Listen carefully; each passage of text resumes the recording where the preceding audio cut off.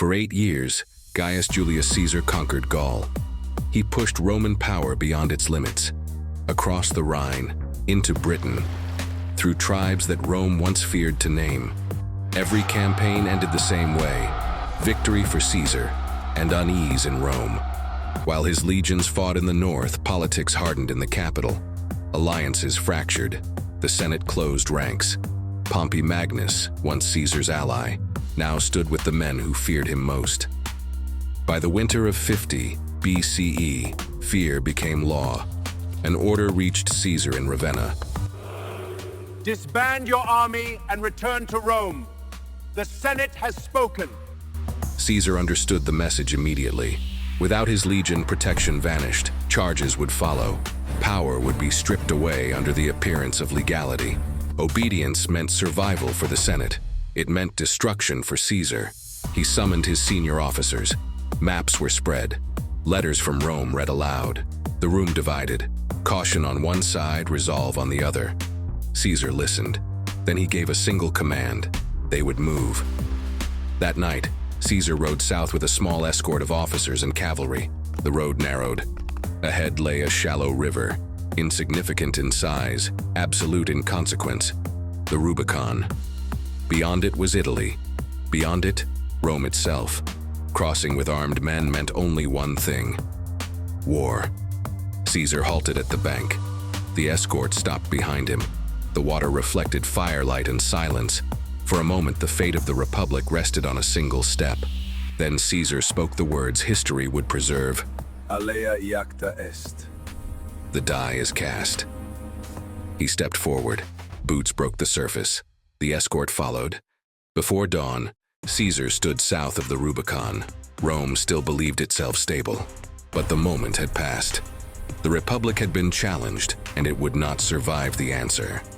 Caesar crossed the Rubicon, prepared for a full war. His officers expected fortified cities. They expected Pompey's legions waiting on the road. They expected battle within days.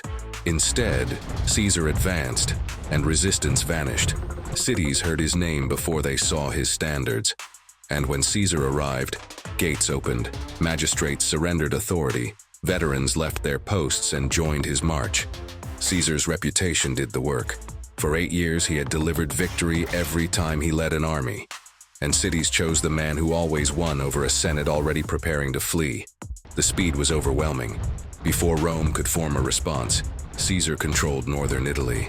Inside the capital, panic spread faster than orders. Pompey held emergency meetings. Reports arrived one after another. Caesar was closer, moving faster, gaining support everywhere. The Senate fractured. Debates collapsed. Fear dictated every decision. Pompey acted. He ordered an evacuation of Rome.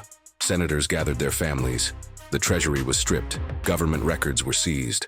Pompey marched south toward Brundisium and prepared to sail for Greece. When Caesar reached Rome, the city was abandoned.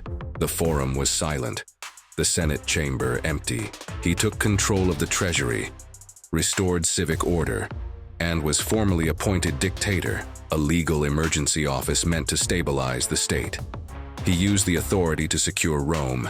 The moment the city was safe, Caesar resigned the dictatorship and returned to the field. Pompey had escaped. A larger war was forming across the sea. Caesar marched south, gathered ships, and prepared to cross the Adriatic in pursuit. The chase had begun. Pompey had escaped with senators, officers, and the resources of the Republic. If Caesar waited, Pompey would raise new armies and return stronger than ever. Storms scattered the fleet. Some legions landed miles apart. Others reached the coast days later. Caesar didn't wait for them. He marched inland the moment his boots touched Greek soil. Pompey had already assembled a vast coalition. Legions from the Senate, reinforcements from the east, cavalry from allied kings, and fleets controlling every major harbor. Caesar had fewer men, fewer horses, fewer supplies. He relied on speed instead of numbers. The two armies maneuvered across Greece for months. Raids, skirmishes, sudden clashes, each one tightening the noose around the inevitable conflict. That moment arrived on a dusty plain in central Greece, Pharsalus. Pompey positioned his forces in a massive line, his cavalry massed on his left, ready to sweep across the field and crush Caesar's flank. Caesar studied the ground, the distance, the rhythm of Pompey's preparations. Then he gave his orders. As Pompey's cavalry charged, Caesar unleashed a hidden line of reserves, legionaries positioned for the exact angle of attack. Javelins struck at close range. Pompey's cavalry recoiled in shock.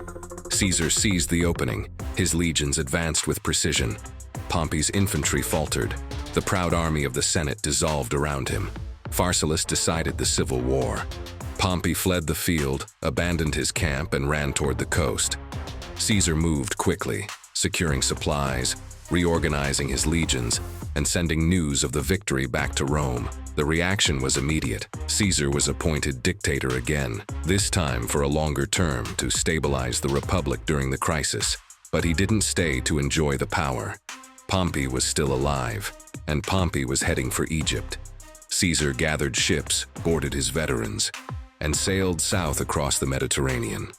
The final chapter of their rivalry waited on a foreign shore. Pompey reached Egypt first. He arrived not as Rome's greatest general, but as a defeated man seeking refuge from a foreign king he once supported. But Egypt had changed. Its court was split between two young rulers, Ptolemy XIII and Cleopatra, and both feared being dragged into Rome's civil war. As Pompey's small boat approached the shore, Egyptian officials greeted him with smiles and promises of safety. They led him toward the beach. Then they struck. Pompey was killed before he could stand on Egyptian soil, an offering to Caesar, delivered by a kingdom terrified of choosing the wrong side. When Caesar stepped onto the Alexandrian docks days later, attendants rushed to present him Pompey's severed head. Caesar did not rejoice. He turned away, devastated that the man who had once been his mentor, ally, and son-in-law died at the hands of strangers. But the moment made something clear. The civil war was over. Rome belonged to Caesar, yet Egypt was far from calm. Ptolemy's court was collapsing into internal conflict. Cleopatra had been pushed from power. The kingdom stood on the edge of its own war. Caesar walked straight into it. And the story that began at the Rubicon now moved, inevitably, toward Alexandria and toward Cleopatra.